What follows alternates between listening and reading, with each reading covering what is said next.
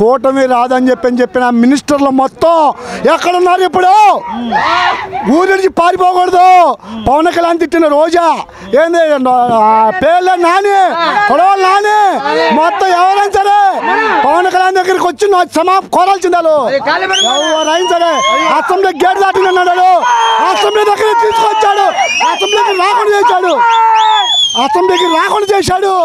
చూసుకోండి, ఓడిస్తా గేట్ నిన్ను గెలవని అని చెప్పి ఛాలెంజ్ చేశాడు పవన్ కళ్యాణ్. అలాగే ఆంధ్రప్రదేశ్లో చేసి ముఖం లెక్క ఉంచోబెట్టాడు.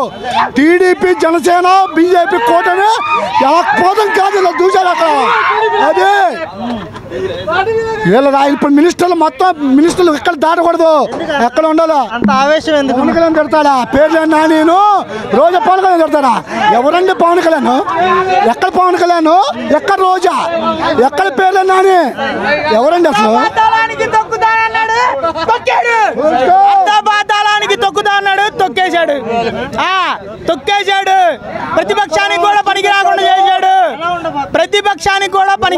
చేశాడు. ఆయన నీతి ఆయనకే కాపాడింది. ఆయన నమ్ముకున్న జనాలు ఆయనకి అలాగే ఓటేశారు. అది అలాగ ఎవరో మారలా. కూటమికి ఎలాగో చూడమన్నాడు, అలాగే చూశారు కూటమికి. అది జనసేన, అది టీడీపీ, అది బీజేపీ. ఎలా ఉండబోతుంది పవన్ కళ్యాణ్ గారు ఇప్పుడు ఎమ్మెల్యేగా అసెంబ్లీలోకి అడుగు పెట్టబోతున్నారు కదా? చూడండి, రేపు నుంచి మీరు చూడండి. ప్రజల ద్వారానే పాలన అని చెప్పారు కదా, రేపు నుంచి చూసి అడగండి ఈ ప్రశ్న. ఏమండి, అధికారంలో లేనప్పుడే పవన్ కళ్యాణ్ గారు ఎన్నో చేశాడు. అధికారంలో వచ్చిందా పిఠాపురం ఎలా తీర్చిదిద్దారో అప్పుడు చూస్తారు పిఠాపురం జనాలు కూడా. అలాగా ఆంధ్రప్రదేశ్ మొత్తం పవన్ కళ్యాణ్ గారిని ఎలాగ జరిగిందో అలా చూపెడతారు. అది ఏదైనా అలాగే చూపెడతారు. ఆయన ఒక ఎత్తి కాదు, మహాశక్తి. ఏపీ కోసం చూపెట్టాడు. ఓటు చీల్చున్నాడు, అలాగే చీల్చకుండా మొగోళ్ళ కింద నుంచోబెట్టాడు. ఎక్కడుందో ఎవరికి తెలిసింది? మీకు తెలుసుగా. ఎక్కడుంది? మీకు తెలుసు. ఎక్కడ మీరు చెప్పింది? ఎక్కడుంది? మీకు తెలిసి ఎక్కడుందండి వైసీపీ? వాళ్ళు పోరాడుతున్నారు కదా. సరే పోరాడుతున్నారు కదా, మీకు తెలిసి ఎక్కడుందండి? మీకు తెలిసి ఎక్కడుంది వైసీపీ? ఇంకెక్కడ వైసీపీ అండి? అసెంబ్లీకి రానన్నాడు, రాని కూడా చేస్తా అన్నాడు. అసెంబ్లీ రాని కదా, అసెంబ్లీ గేట్ తక్కువ చేశాడు. వైసీపీ కార్యకర్తలను ఎవరైనా నారికల్ని ఎన్ని కాదు, నిజం గెలిచింది అంతే. నిజం గెలిచింది. ఇప్పుడు ఈ రోజున ఫలితాలు ప్రపంచాన్ని అయితే సృష్టించినాయి కదా. మొన్నటి వరకు 151తో విర్రవీగిన వైసీపీ వాళ్ళకి ఈ రోజున జనసేన పార్టీ తరఫున మీరేం సమాధానం చెప్పదలుచుకున్నారు? వైసీపీ మొత్తం ఒక మేకపోతు గాంభీర్యాన్ని మాత్రం ప్రదర్శించినాయి. ఒక దొంగోడు దొరికిపోతానేమో అన్న భయం, ఆ యొక్క ఇదితో ముందనే మొత్తం చక్కదిద్దుకుంటాడు. చూడండి, ఒక్కరిని కొట్టడానికి 100 మంది వస్తారా, 10 మంది వస్తారా అని అంటున్నాడు. ఒక ఊళ్ళో ఒక ఇంట్లో దొంగ పడితే 10 మంది కొడతారా, ఒక్కడే వెళ్ళి కొడతాడా కదా?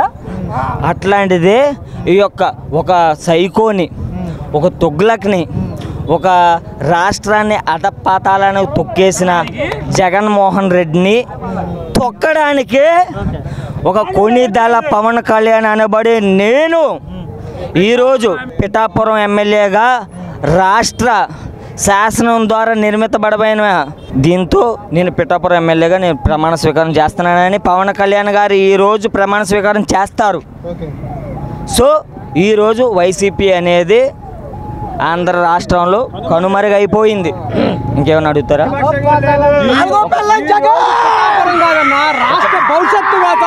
ఈ రాష్ట్ర భవిష్యత్తు కోసం పవన్ కళ్యాణ్ చేసిన త్యాగం, ఈ రాష్ట్ర భవిష్యత్తు కోసం ఈ పవన్ కళ్యాణ్ చేసిన త్యాగం ఎంత త్యాగం తెలుసా? ఇదే పవన్ కళ్యాణ్ లేకపోతే ఈ రాష్ట్ర జనాలు ఎంత తెలుసా? ఇదే పవన్ కళ్యాణ్ తన త్యాగాన్ని నిమిత్తం ఈ రోజున ప్రతిఫలం పవన్ కళ్యాణ్ ప్రతిఫలం. ఇది ఒక పవన్ కళ్యాణ్ గుండె ధైర్యం, ఒక పవన్ కళ్యాణ్ మొండితనం, ఈ యొక్క పవన్ కళ్యాణ్ అతుటమైన దీక్ష ఈ రోజు గెలుపుకి నాంది. ఈ రోజు పవన్ కళ్యాణ్ అతను చేసిన త్యాగం ఎంతమంది అన్నారు? 21 సీట్లని కాదు. ఈ రాష్ట్రంలో ఎన్నికలు జరగడానికి, బీజేపీని తేవడానికి, ఈ రోజు టీడీపీ గెలవడానికి కారణం ఎవరు? పవన్ కళ్యాణ్ ఎందుకంటే తన ఓడిన ఈ రాష్ట్ర ప్రజలను నెగ్గాలి, ఈ రాష్ట్ర ప్రజల కష్టాలు పోవాలి, ఈ రాష్ట్రంలో ఉన్న అన్యాయం పోవాలి అని అకుంఠమైన దీక్ష. ఎన్నో అవమానాలు, ఎంతోమంది అవమానించారు. అయినా ఎక్కడ వల్ల ఎందుకు? ఒక ప్రజల కోసం, తన కోసం కాదు, ప్రజల కోసం. ఈ ప్రజల కోసం ఆయన పడిన పాటలు ఎన్నో విధాలుగా ఎంతో అవమానించారు.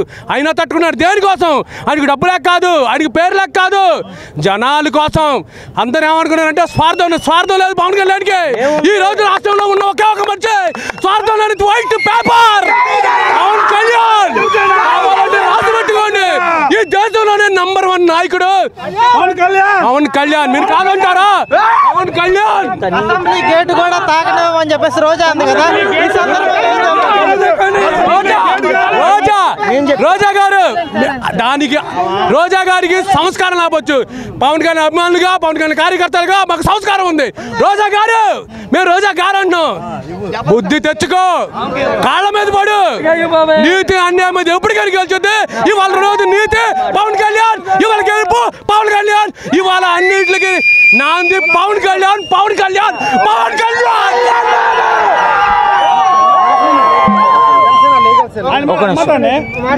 2014లో టీడీపీ అధికారంలోకి రావడానికి కారణం జనసేన. 2019లో టీడీపీ అధికారం కోల్పోవడానికి కారణం జనసేన. 2024లో టీడీపీ అధికారంలోకి రావడానికి కారణం జనసేన. పవన్ కళ్యాణ్ గారు అప్పుడే చెప్పారు, రాష్ట్ర రాజకీయం మొత్తం జనసేన చుట్టూ తిరుగుతుంది అని. ఈరోజు మీరు గుర్తు చేసుకోవాలి, పవన్ కళ్యాణ్ గారి మాట ఒకటే గుర్తుపెట్టుకోవాలి, వ్యూహం నాకు వదిలేయండి, నా మీద నమ్మకం ఉంచండి, రాజకీయం మొత్తం నేను నడుపుతా.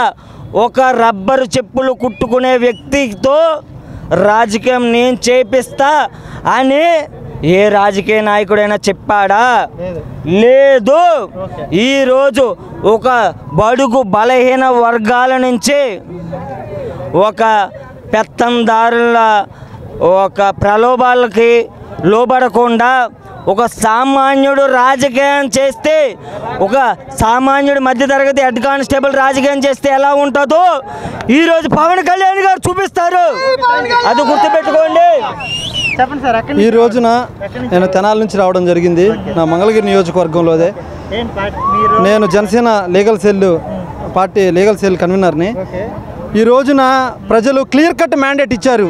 వైసీపీ ఒంటెత్తు పోకడా ఏ రకంగా అంటే లాస్ట్ మినిట్ దాకా కూడా ఈవెన్ ఆ ఎగ్జిట్ పోల్స్ను కూడా మేనేజ్ చేసే విధంగా ప్రజలందరినీ ఒక దూరంలో తీసుకెళ్ళి ఇంకేముందో వైసీపీ గెలుస్తుంది అని బట్ అట్టడుగు ప్రజలను కూడా భయపెట్టి ఓట్లు వేయించుకున్న పరిస్థితి. కానీ ప్రజలందరూ కూడా ఏకదాటిగా మ్యాండేట్ ఇచ్చారు. మొత్తం కూడా క్లీన్ స్వీప్ చేశారు.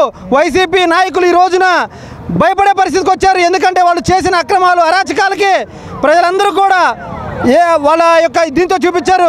3 రాజధానులు నేను అక్కడ రాజధానిలో నేను ఇక్కడ ప్రమాణ స్వీకారం చేస్తానని చెప్పాడు. ఎక్కడ ప్రమాణ స్వీకారం చేస్తావు జగన్మోహన్ రెడ్డి? చెప్పు నువ్వు. ఈ రోజున ప్రమాణ స్వీకారానికి సిద్ధం కండి కార్యకర్తలకు అందరూ కూడా ముహూర్తం ఖరారు చేశామని చెప్పేసి గత వారం రోజులకైతే సోషల్ మీడియాలో పోస్టులు అయితే వైరల్ అయినాయి కదా. ఎందుకు అంత కాన్ఫిడెన్స్ లెవెల్స్లో ఎందుకు ఉన్నట్టు? అంటే వాళ్ళ ప్రజలకు మంచి జరిగితేనే ఓటేయమని అడిగారు. నిజంగా మంచి జరగలేదంటారా? వైసీపీ ప్రజలకు మంచిగా చేయలేదంటారా? జనాలకి మంచి జరిగి ఉంటే ఈ రకమైన మ్యాండేట్ ఇచ్చేవాళ్ళ? ఆ జగన్మోహన్ రెడ్డి చెప్తున్నాడు 3 రాజధానులు అనేది. 3 రాజధానులకి ఏకీభవిస్తే ఈ మ్యాండేట్ ఇచ్చేవాళ్ళ? జనాల వాలంటరీ వ్యవస్థ కానీ, ఈయన తీసుకొచ్చిన సచివాలయ వ్యవస్థ కానీ అంతా ఒక బూటకం. 5,000 రూపాయలు ఉద్యోగం అని చెప్పి 100 ఉద్యోగాలు క్రియేట్ చేశాను, నిరుద్యోగులు మోసం చేశాడు. అదేవిధంగా 3 రాజధానులు పెడతాను, రాజధాని ప్రాంతాన్ని మోసం చేశాడు, అన్ని వర్గాలను మోసం చేశాడు జగన్మోహన్ రెడ్డి. ఈ మోసాలకు అతీతంగా ప్రజలందరూ కూడా క్లియర్ మ్యాండేట్ ఇచ్చారు ఈ జగన్మోహన్ రెడ్డికి. ఫస్ట్ రౌండ్లోనే తేలిపోయింది.